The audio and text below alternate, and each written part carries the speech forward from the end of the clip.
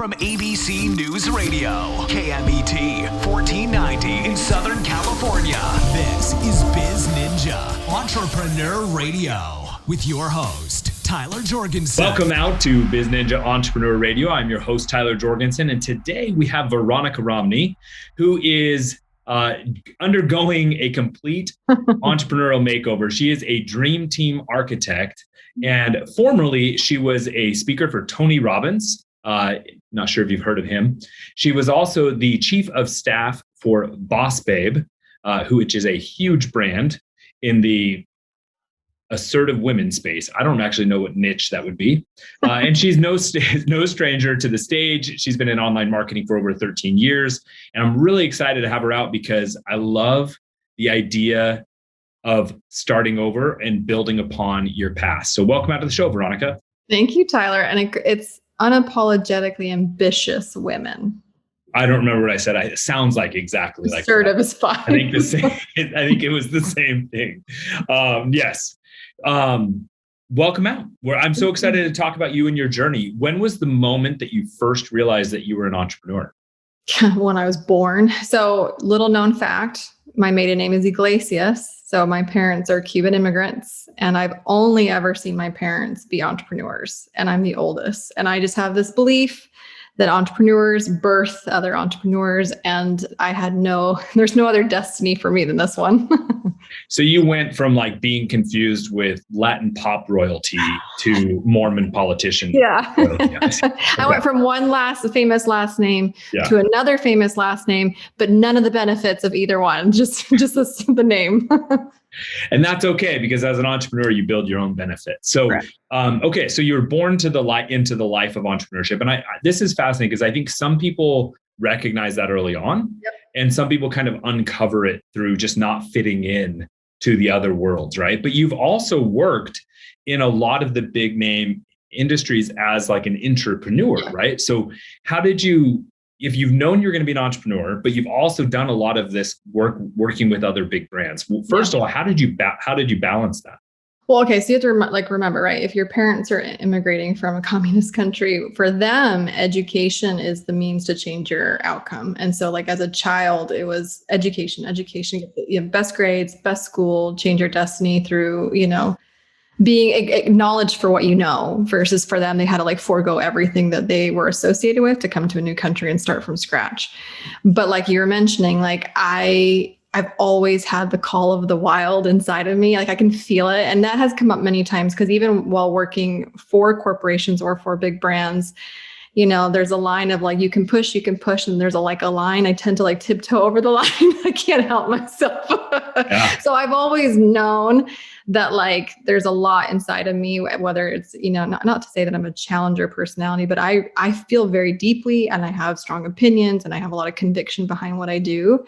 And I really want to bring that to an organization. But I also got to realize very quickly that not every organization is wanting to change or wanting to own some of the things that they need to own, and really to like fully control the customer experience or how your team members are treated and compensated is really to do your own thing. So it was eventually going to happen. How it happened, becoming a mom and like, okay, now is the job now it's like no longer selfishly a lifestyle for myself. And now it's a lifestyle that I can do with my family as the center, as opposed to having a job at the center of my universe. Yeah. And so we're going to get into what is your zone of genius. We're going to get into what you're doing now, how you're a dream team architect, but I want to spend a little bit more time in the past, right? So you've pursued a career, you've had a career with some big companies. You also pursued your education. What was the first thing that you did that was on your own? Or is this the very first time you've gone out on your own? No. So I left the corporate world October 2017. I had a 4-year stint with a software company. Now they're like uber successful. They're called Entrada in Utah. And I left because I had started a side hustle. I had started a digital marketing agency. It got to about $600,000 in revenue. And I was still working my corporate job. And I had 2 very small little man cubs. And I just couldn't do it anymore. Like the L-shaped desk with the 2 computer stations and 2 babies. Like what in the hell was I thinking? And so there was a point where I'm like, I'm jumping. And so I left to fully develop my marketing agency because it had grown so big. And then I eventually sold it in 2019 and pursued that speaker life. And that's when I became a Tony Robbins speaker and trainer. And then COVID happened. So it's been a wild ride since 2017 for sure. Yeah. So through all of these things that you've done with working with software companies and working in Tony Robbins and BossBabe and launching your own company where you had to hire your own people and pay them and handle them, you've learned that teams are like vitally important. Oh, yes. Before we get into the secrets of what makes what you do so amazing, what are some of the common mistakes that small to medium businesses do when it comes to their teams? Don't do what I did. So I went from That's great. Let's learn from your mistakes. So I went from I started working. I graduated from Brigham Young University at 20 years old and started working at Ancestry.com, which we went from private to publicly traded while I was there.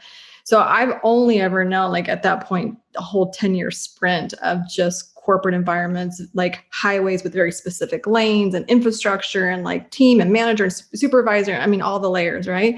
So when I started my digital marketing agency, I was like, oh, I need a project manager. I need an office manager. I need HR. I basically tried to recreate the corporate environment for under $1 million in gross revenue. That was stupidity. Like I bloated my ops. I had no net profitability. I was like telling myself the lie. I'm just reinvesting in the business. No, I was completely building an infrastructure that had no business being in an online digital marketing agency because I was trying to replicate what I had seen and personally experienced. So that was my first huge mistake. And that's fascinating because for a lot of the entrepreneurs that I talked to, they didn't first work in that corporate world. So they make the opposite mistake. Instead of trying to put all these pieces in, they do none of them. Yep. Right. And so it's like, how do you find the balance? Yeah. Well, I think it just depends on the nature of the business. Number one, like if you're a marketing agency or any kind of service providing of any sort, you're going to have more ops resources because it's the human beings that are fulfilling the service that you're selling. If you're straight online education info products, then you're going to have a really heavy marketing division because you are the face and it's the song and dance, the show pony, like all day, every day content machine. So it just depends on the nature of the business. But you're right. There's this huge balance between like, at what point do I personally let go of the vine and who do I hand the stuff over to? Because sometimes I think people are like, I need a president. It's like, whoa. You don't need a president right away. But do you need an executive assistant? Should you forego and outsource your social media and your email management when you're also foregoing customer feedback early on? That doesn't seem wise. So there is a balance between like, what do you outsource first? And what do you take your time before you hire somebody that you hopefully want to be in the long run with you as a number two who, is inspired by what they do every day because the business is ready for them. I've noticed in the little bit that I've gotten to know you that you're really good about creating frameworks and understanding like, okay, there's things that make sense, right? Yeah. So you have 3 pillars behind successful teams, but dream teams and hiring A players. Tell us about those 3 pillars. Yeah. So at a fundamental level, it's you have your start, sales and marketing efforts. So this is basically from $0 to $1. Like this is taking somebody who's never spent anything with you and at least having that $1, that one piece of revenue that comes in the door. Then there's the operational side of things or the product development side of things, which is either, retaining that $1 or really it's upselling, cross-selling, downselling. It's taking that dollar and making $1.50, $2, $3, and then there's like finance and legal and like the unsexy stuff, right? Like nobody likes that, but yet they safeguard your money.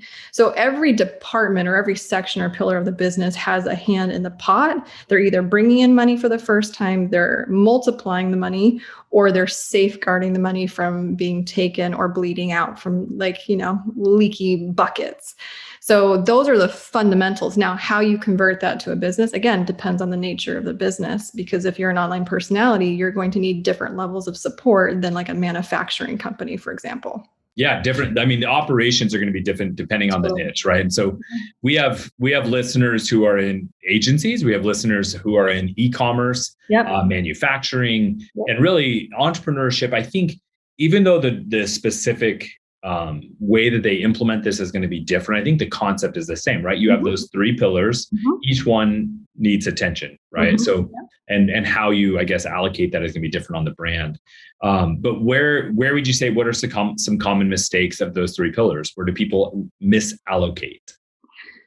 Well, so I think everybody disproportionately focuses on sales and marketing the most, because you can't have a business if you don't make money. So I think a lot of visionaries or owners, they like dive in, they take all the courses, they buy all the books, they like really, I want to say like build up their sales and marketing muscle more than any other muscle in the business. So now they have money. Now we get to like $1 million. Like, oh no, everything's breaking. Why is everything breaking? I have $1 million. I thought I was supposed to be enjoying the fruit of my labor. Like I'm a 7-figure business owner. Like, isn't this when all like ponies and rainbows start shooting out of the ground?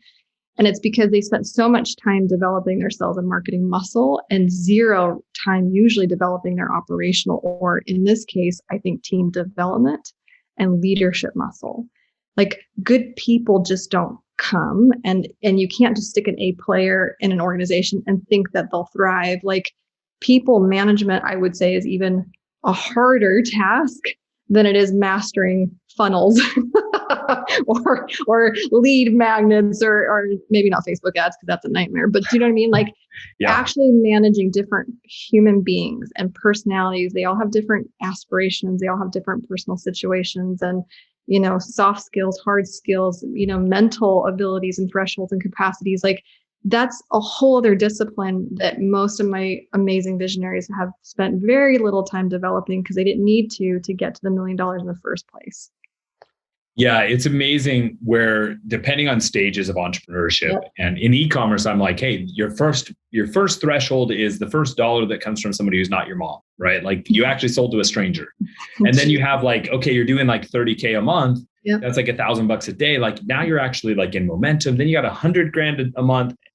And then from there, everything is based on the goals of the person, right? And I think every business has these kind of weird metrics that we hit. And for some reason, that $1 million is the thing that we always talk about in business. And that's why pretty similar, like $100,000 or $83,000 a month is about $1 million business. And at that point, it's like, which way do you want to go? Because it's okay. There's nothing wrong with saying, stay here and just maximize profits. Yeah. But if you want to scale, you're probably going to have to redo everything. Or here's the other thing that I most commonly see, and this is something that you and I have had conversations about. It's you got to $1 million. So it's like you won the game, you won Donkey Kong, like you beat the game in some capacity.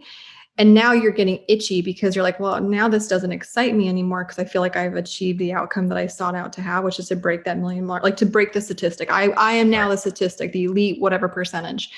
And so then you're like, well, I want to do something different. And that's when it gets really dicey because you're currently sitting in a boat and now you want to put one of your legs in another boat and the boat starts to diverge. Like what?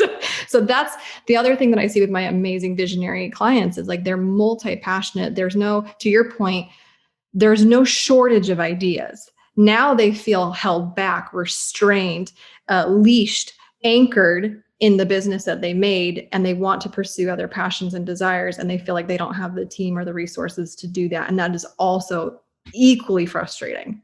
Yeah.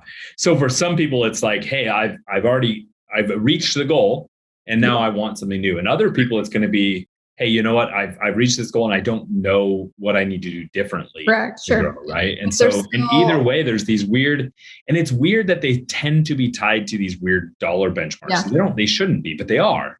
And I've also think they're often tied to how big your company is, right? There's certain numbers of people where things break down. But we have these weird benchmarks that we hit. And for some reason, those are the points where we like decide we decide that we have to like reflect on who we want to be. What do we want to be when we grow up again? Right. And so like, how do you help the people where you're their dream team architect, like figure out those next steps? Yeah. And by the way, what you said is exactly right. Cause I think that happens just in our personal lives. Like, oh, by 20, I'll know what I want to do for the rest of my life. Like, no, you won't. No. By 30, I'll have like a house and like a, suburban and some kids and like the perfect marriage. Like, no, you won't. Like, who's going to tell the 30-year-old that we still haven't figured it out by now? Like, who is going to break that bubble? So this goes for our personal lives. This goes for our professional lives. I think that we set this like flag that like, once I get to the flag, whatever that is, especially financially based, that like all will be well. And that's just not true. So the very first thing that I need to figure out immediately when working with somebody is like, what's the North Star?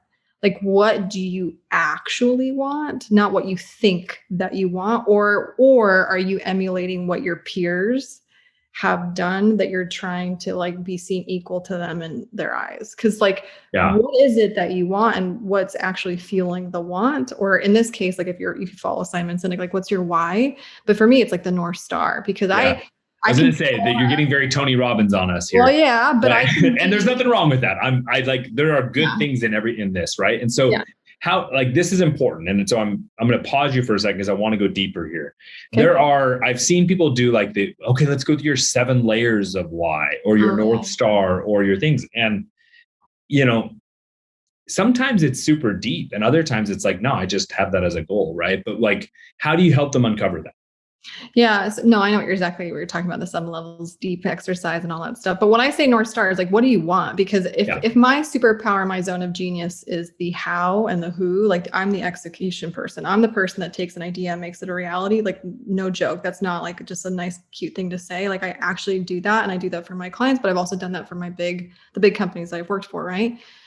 But what's really aggravating for me is I execute what I thought somebody wanted. And they're like, actually, this doesn't excite me. I never really, I'm like, oh no, I did not spend 7 months. So that's when I say I need to know what you want. And like lovingly, I'm going, again, a little bit of the challenger personality. I'm going to question why and like play a little bit of mental ping pong. Is that really what you want? Or is it what you think that you want? Now, once we figure out. And I like how you said that. Like, is it what you think your peers, right? You're emulating your peers and you think that's what you're supposed to do. Is it what your parents want for you, right? What your business like colleagues want, or is it really what you want? Yep. And like, again, sometimes businesses no longer inspire the business owner, and that needs to be figured out ASAP. I was so fascinated by the closing of Fry's Electronics. Yeah. I don't know if you know that company, but they were a really big, like massive big box electronics retailer, and the owner just closed like seemingly overnight. Yep. It wasn't, he didn't try to sell, he didn't liquidate. He just was like, I'm done. And honestly, I respect it so much because the ability to make that hard decision and just make it, even though it was bad for people, it was a point of certainty and not chaos. It was, we're done. And sometimes businesses no longer serve the owner, and that's okay, right? Like, it's okay to be honest about that instead of lying to yourself for years and trying to force it to work. Yeah. And it's really difficult for teams to interpret somebody who's not sure of themselves. Like, can you imagine having a relationship with somebody that doesn't know if they're in or they're out? It's the same idea. So if a business owner is in or they're out and the team member's like, are we passionate one week and we're not passionate the next week? Are we going for the mountain or we're not? Like, what are we doing here? Yeah. Which mountain am I climbing right now? So that's when I say, like, we need to figure out what it is, because I can achieve whatever that marker is, but I'm not going to achieve something that you actually don't want. No, thank you. Sure. Yeah. Yeah. So how do you help them do that? So, okay. So part of it is, yes, do you know what you want? But sometimes I almost feel like we get to the answer by discovering what you don't want. So like what we do is we basically have like a therapy session about the business. Okay. What aspects of the business are you enjoying? And what aspects of the business you're like, never again, don't make me do it. If you took this away from me, I would love you forever. Like, sometimes you don't know what you want in a relationship until you date a jerk. It's the same idea. Like, I don't know the Prince Charming that I'm meant to have, but man, I've kissed a lot of effing frogs. Like, it's that. Yeah. So I just kind of have to understand both what they think that they want, but sometimes I get to the truth by discovering what they really, really don't want. Like, some people say, I want a huge team and I want 100 employees. I want to hire 100 women and be a brand for all women. And then I like, okay, but do you love managing people? Like, no, I hate it. I'm like, what the? So that's what I mean. Yeah, makes perfect sense. So yeah, and I think in many things, the process of elimination is often easier than just identifying something, right? By taking away options is huge. I do the same thing when trying to help people pick an e-commerce niche. It's like, well, what do you not want to do, right? And then that at least gets us like a quarter of the way there, or sometimes more. Further. Now, I think it's important. I had Sharon Lecter, who was the co-author of Rich Dad, Poor Dad. And we were talking about the difference of a business owner, business operator, kind of the cash flow quadrant. You have some thoughts on that. What's your perspective there? Okay. Remember, I specialize in the online business sector, right? So I've specifically I've never cheated on my boyfriend marketing. I've always been a marketer from like day one of my career at ancestry.com, deploying emails to like 6 million people, right? And then of course, now being behind these mega big online brands and personalities. So like these personalities, what kills me about this industry more than anything is they sell their products and services with the promise of the lifestyle that they emulate, right? So if you follow them on social media and they're like, look at the amazing lifestyle that I have, you could have this too if you buy the thing, or if you build your own course, or you do your own thing, or you become a coach, whatever. So they have to like dangle the carrot of lifestyle in order for you to purchase and invest in their products.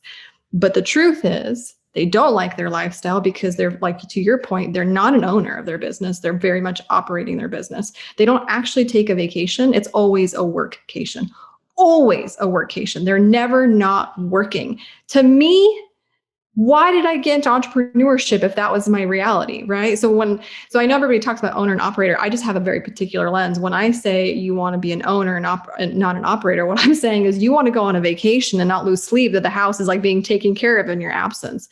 Yeah. That's the goal when it comes to online businesses.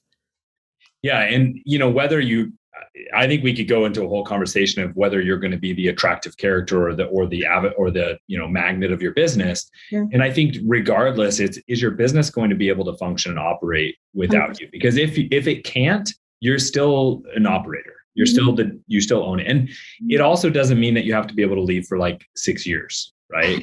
Sabbatical for 6 years. Yeah. I mean, there are companies I know that were built that way, where the owner built them from day one, where they would check in literally once a year. It was like chairman of the board type of a build. Sure. And that's okay too, right? Like there's hundreds of ways to do it. So you've talked about your North Star. We've talked about teams, like understanding your vision and making sure that it then fits and gets into your company culture. How do you do that? Okay. So again, knowing what you want, knowing what you don't want, and knowing the team that is needed to support that vision, but also to support the uniqueness that you are, right? So if you've ever read Traction, the very start of the book is like letting go of the vine. Well, do you really want to let go of the vine, or you want a pinky on the vine? So for me, it's like when I'm architecting a team and I'm trying to build a company culture that is, I think, also a reflection of the owner of the company. Like every business has the DNA of the owner, even long after they're gone, whether it be Walt Disney or Steve Jobs or whatever, right? So for me, it's like when I'm architecting an organizational chart or architecting different team members, what I want to do is I just want to make sure that people don't have too much of an overlap of the same strengths and the same contributions. I don't need 2 class clowns. Do you know what I'm saying? Like when you do the superlatives in your yearbook, like I don't need 2 rulers of the universe personalities. I don't need 2 class clowns. Like when I'm trying to construct, one is the org chart, which is like on paper without any personality. The other thing is, okay, now when we're interviewing and we're hiring, we're talking to team members, it's like, where do you fit on this team? Where are you the cheerleader that gets everybody up when like you're down 6-0? Like what personality or dynamic do you bring to this team that not only helps you achieve a profitable bottom line, but speaking specifically about company culture, it's also to support the visionary's personality too, because they're really the number one employee of this team. Right.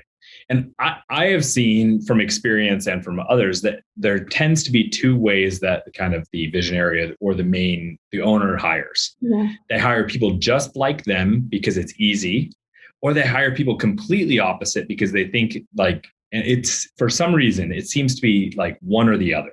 Yeah. And then they have this whole stack of people that can't relate to them because they hired opposites, or this whole stack of people that are just like them. So there's no balance, right? Mm-hmm. So starting before you start hiring, building out that org chart is pretty important, right? So you can identify what team members are actually needed.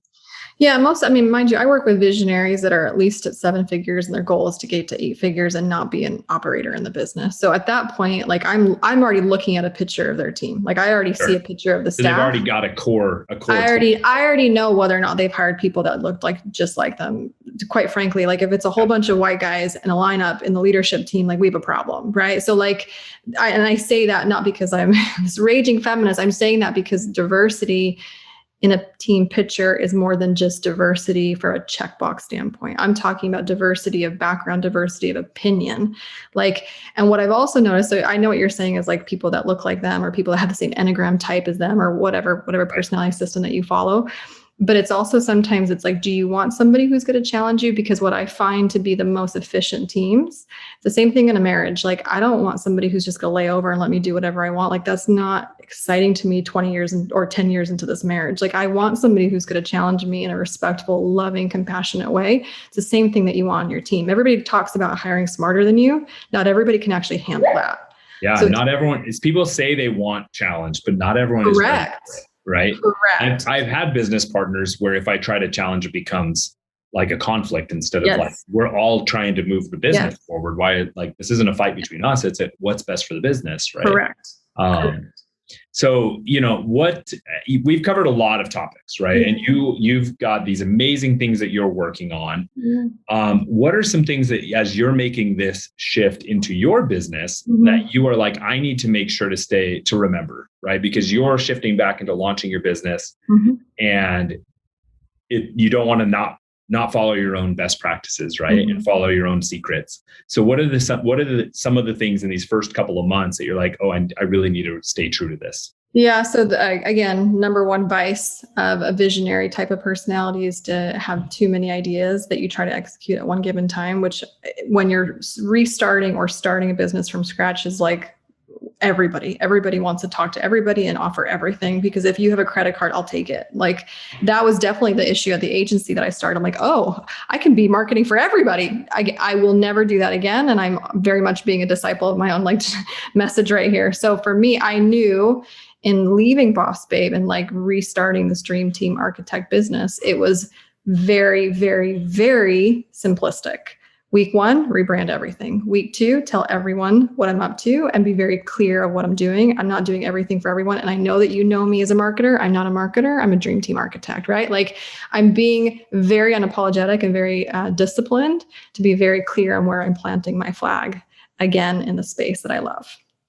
So I love that you said you're a disciple of your own message, right? Because it is amazing how many times experts don't follow their own advice. Never. Right? So Never. First of all, good job. And second of all, like so if that's your goal, you're a dream team architect, you're coming and you're helping these companies, you've got a clear mission, you know what you're helping them with, right? And you follow these steps within your business. What are your big goals? Like internally for myself? Yeah, you, Veronica Romney. Yeah. So for me, again, as much as I love developing teams more than anything that I could, like why I loved marketing over finance or being a CPA or whatever, like I've always loved business, but which discipline of business? The reason I gravitated towards marketing was because marketing teams are the best. They're the best teams. Like a marketing department in general is like an active beehive, and it's like where I thrive. So that's where my love of teams have always come from, is because marketing I love, but it's the team of a marketing team, right? Or an online marketing business, right? In that example. Sure. So for me, as quickly as I can, as conservatively financially as I can, I want my own team again. I'm used to being a gladiator in a bigger coliseum, and I'm ready to build my own coliseum. But this time smart, instead of just hiring them all before you need them, right? So correct. All right. Now, business aside, if business is about creating lifestyle and not a lifestyle that you're forced to live within because of your business, what's one major item on your personal bucket list you're going to accomplish in the next 12 months? Well, I just did that. I did. I just bought an investment. No more goals. We're done. No, but this was big for me. I just bought an investment property on the beach of North Carolina. Very cool. So it's like we actually get to use it for the first time during Labor Day. So like for me, it's actually spending more time at the place that like time stands still, because my kids are getting older and I just want to enjoy my family. That's a great one. I love that. So please, everybody, please go follow Veronica Romney on her Instagram, Veronica Romney, or you can go to veronicaromney.com to learn more about how she can help you architect your dream team and help your agents. If you're in that, what's your target? Helping seven-figure, say it one more time. Seven-figure online entrepreneurs.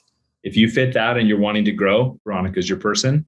Reach out to her for more information. Thank you so much for coming out. And for all my biz ninjas, wherever you are listening, it's your turn to go out and do something. thank you for listening to BizNinja Entrepreneur Radio with Tyler Jorgensen.